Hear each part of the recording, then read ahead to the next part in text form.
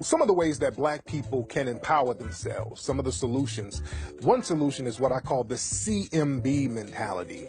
The C is basically you got to get a code of conduct, a way you think, a way you do business, a way you interact with other melanoid people. So we have to, first of all, condition our youth and insulate them with knowing who they are, not what someone else has described them to be. We have to not permit everything and everybody to come in and define us. You know, we take on the definitions of others.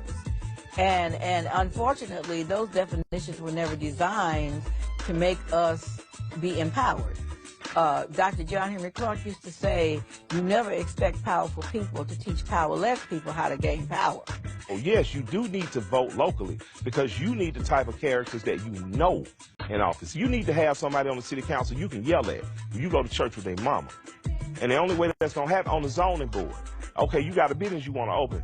Man, you can have your homeboy run for office, get on the zoning board. You can do that. But you got to understand politics locally. You got to go to your PTA meetings. You got to go to your neighborhood association meetings. You got to go to the city council meetings. You got to get out in your community again. Estrange yourself from the Republican and the Democratic Party. Create your own.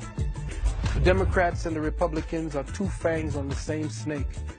First, you can't learn all these things in the public school system, or that includes college. You have to learn on your own outside of the system. You have to do your self-education, your self-evaluation, which means you're going to be lonely because nobody likes a smart Negro.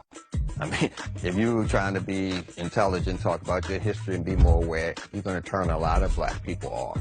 The loneliness will drive you back into just getting a hair relaxer, you know? The loneliness of being intelligent. One of the challenges that black people have had is that our very psyche has been fractured through slavery, colonization, segregation, discrimination, Jim Crow. No people on the planet have gone through what we have gone through.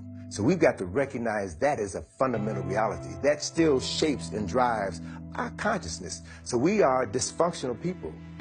You know, we have been programmed to be dysfunctional. So it's going to take a special type of concentration of thought and energy in order to prepare our psyches. So in that context, we also can see very clearly that no people on this planet have gone through what we've gone through and progressed to the extent that we've progressed. So that to me is an indicator that there's something in us. There's a presence, there's a power, there's a spirit, there's a force, whatever you want to call it, that's in us that has protected us to some extent. Despite all the negativity that we've gone through, something has protected us and allowed us to make something out of nothing and rise to the top despite all the opposition in our way. Know who you are, know the people you come from, and be clear about where you're going. And make sure that you leave something behind that's worth remembering. We have to start to look at education. We have to begin to educate our own children. You know, people say, can white people teach black children? Yes, they can. I've known many good European math teachers, good science teachers. My problem is that they should not teach children. My challenge is we should be teaching them. That's my situation, and that's why I've taken full responsibility as it relates to the work that I do, to educate our community and to educate our people, and specifically our children. If we don't do it, if we don't love and support and empower ourselves, then nobody will. Stop waiting for white people to give you permission to love yourself. There's nothing wrong with black love, even though they somehow flip that into white hatred, which we know that it's not. So, you know, I think that establishing that awareness, putting it into action, liberating yourself economically and educationally, and then liberating others. Those are the steps we need to take, but we have to realize it's going to be a long-term process. Examine yourself and apply yourself. Whatever the available tools, use them and maximize them. And set a plan of success based upon the fact that you will never give up or give in. And then look for others like yourself to share that particular dream, that particular attitude. To gain control of the education of our children. By telling those people who are in our community, if you're going to come with your racist attitude, you come with your racist books, You come with your anti-black that says you're not going to teach my children their history, then I want you out of my community tomorrow. I'm going to close the schools down. It's better that the schools are closed down than to create more cripples for the prison industrial complex. But at the end of the day, you have to be responsible for your own education. Find out who you are. Find out what you were put here for. See the world. Mentor a child. Engage in the type of connections with people that give you aha moments so that you know what you've been put here to do. And then go and develop that skill. Buy whatever cheap houses or land you can. Refurbish those, rent them out, live there if you can. Start directing African-American children to trade schools and computer trades in particular. But trade. Steer our children away from college into the trades. The M means that we have to militarize our mindset. The white supremacists are taught this mindset or this mentality through the Rambo movies. When you look at the Rambo movies, it's about the Sylvester Stallone character being dropped off with limited weaponry. And he has to fight against advanced weapons from these advanced armies, and he learns how to use his mind and his military training in order to survive. So he weaponizes everything. So this is something that's taught to the white supremacists, but we think that we got to have tanks and rocket launchers and all that stuff, and you don't need all that. Your mind is the military, your mind is the weapon, and you need to use your mind to protect yourself. Right after slavery, of course, we had, the jump start to Black Wall Street. Now, we were fresh out of slavery. We still had the skills to toil the ground and to grow what we need, and that very well helped. That was a basic skill towards nation building. However, I'll say one grave mistake that we made was that we did not erect a military structure alongside that civilization. Security, to defend ourselves. Remember I talked about the economy? Well, we had economy in Tulsa, but what happened to that? We need to be able to defend that. We need to have our young generations of young African-American men and women be able to defend the nation that they live in. And we need to have that strong concept, whether it is the Fruit of Islam's concept, whether it is the Moorish Science Temple concept, whether it is the Black Panther concept, whatever it is, we have to defend by any means necessary our people, our children, and our nation. Study your history.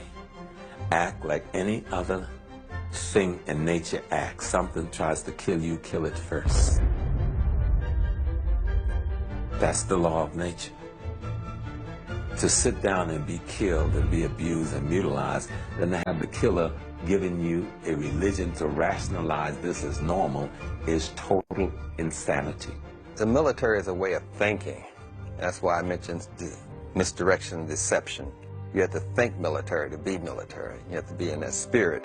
Don't look for anything. The computer is a weapon. Everything is run with computer, drones, supplies, everything. You have the weapon. You can go to this, get a $99 laptop or whatever. You have the weapon. Everything you need to defeat them, they bring to you. Learn to work with your hands. Learn to grow your own food, fetch your own water, things of that nature, even if it's electrical work or even barbering. Because hand skills translate to other things as well. Hand skills, I'll say that, but primarily each and every person should be able to go to the earth to pull from nature their needs. What you can do right now is to realize who you are, to know that you are descendants of geniuses, not just kings and queens. Yeah, less than 1/10 of 1% of our population was kings and queens. The mass majority of Africans were scientists, were doctors, were engineers, were architects, were laborers, were teachers, were engineers, were thinkers. That's the vast majority of our population. And that is in your DNA. That's in your DNA. We carry that with us. So this system, in order to maintain itself, has to suppress that innate genius that's inside of you. As tough as football was, as segregated as it was, in my final year, I was the most valuable player of the league. I wasn't sitting down complaining about not having an opportunity. I applied myself till I was desired to on a level that they didn't mind giving me the MVP award.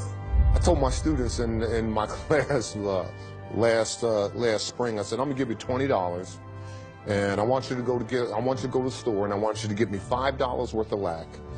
I want you to get me $10 worth of scarcity. I want you to go ahead and get me $1.5 pounds worth of poverty. And my students said, well, Dr. Kimbrough, that doesn't exist. You can't buy that. And I said, it does exist. Well, where does it exist? It exists in your mind. The greatest gift your Creator has ever given you is the ability to change your mind. And nothing's going to change until you change your mind. And most people that think they're conscious and aware won't talk to the Negroes who's into pig feed and ham hocks and praise the Lord. But those are the people you need. Everyone has a value when you're trying to change your system. The alcoholic can be used. They can make a Molotov cocktail out of an empty wine bottle. You have to know how to use all of them. The crackheads, you can't trash anyone. Everyone is needed in this struggle, and that's what an organizer does. They don't do that sort of thing. But we're looking for conscious people, and no. All I need is a few good men. That's what the Marines say. You don't need all those people. You just need a few good men.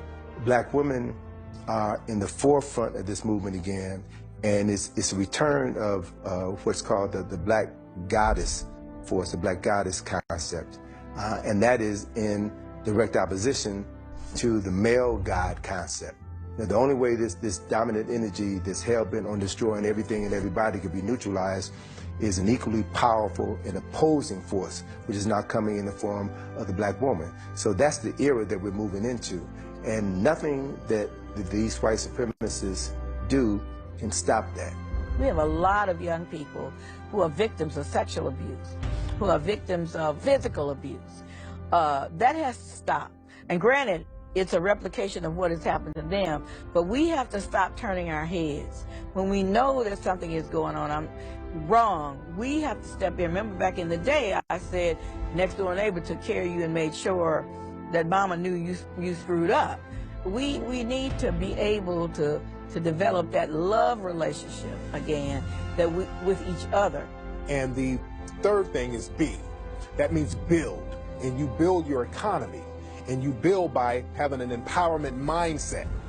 It's not about hitting the lottery. It's not about getting a record contract. It's not about getting a football contract. It's all about everything you do, your actions, everything you think should be about building and empowering yourself as a melanoid person. Now what we need to do is convince 1 million black people to find 1 to 3 banks that they support and take $100. I would love to do it just with one bank. Will you take 1 million black people to take $100 and on one day deposit it into that one black bank?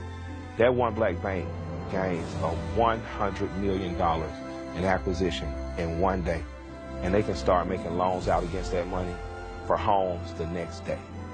Your GDP is $1.7 trillion. You are 13% of the population, but you are 1/10 of the U.S. economy. I told you there are 35,000 black millionaires in the United States. You are equal to Qatar. Qatar is one of the wealthiest countries on the face of the earth. You have 35,000 black millionaires in the United States. There are a pool of 34 million African Americans. You have 30,000 individuals in Qatar who are millionaires, but there are less than 1 million people who live in Qatar. Why? Because they talk economic development, because they talk entrepreneurship. They're all over the world building businesses. Get over this victim mentality, black America.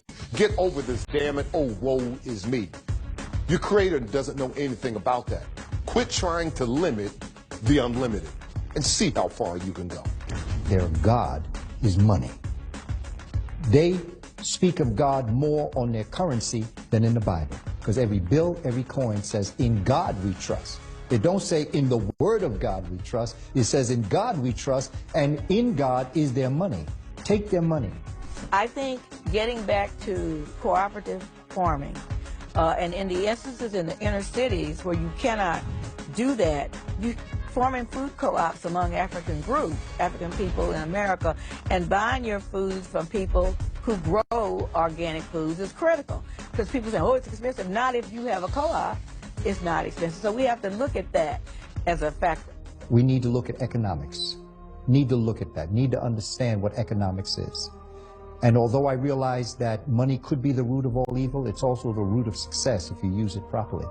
We have to be real clear. You've got to spend our money in order that our nation is able to rise up out of this. I'm not into nation building, I'm into empire building. And to do that, you have to have a strong economic base. The first thing we need to do is study our history. The second thing we need to do is any businesses that do not serve our community, that treat us like they are parasites and we sacrifice, let's stop being their sacrifice by putting our money in our pocket and finding someplace else to spend it. We made $1 trillion last year and we gave it to the people who hate our guts. Let's take that $1 trillion and open businesses for ourselves. We need to get serious about business. We need to get serious about entrepreneurship. We need to get serious about building residual income streams. And we need to find ways of being able to second generation it and pass it on to the next generation. And they have to be instructed, the second generation have to be instructed. This is what I've passed down to you, multiply it by 10 and pass that down to your children. And then essentially we then keep that program rolling. We need to go into our bookstores, go online to all of the black businesses, and we have to start to subscribe to them, and we start purchasing things. I do realize there are some things that our people do not manufacture that we need. I understand that. And under those circumstances, of course, you need to get your product. I am saying let's do a concerted effort looking for businesses that reflect us and do for us and keep that dollar circulating in the community as many times as we possibly can before it leaves. And that's why people who say our history ain't nothing work so hard to keep it away from us.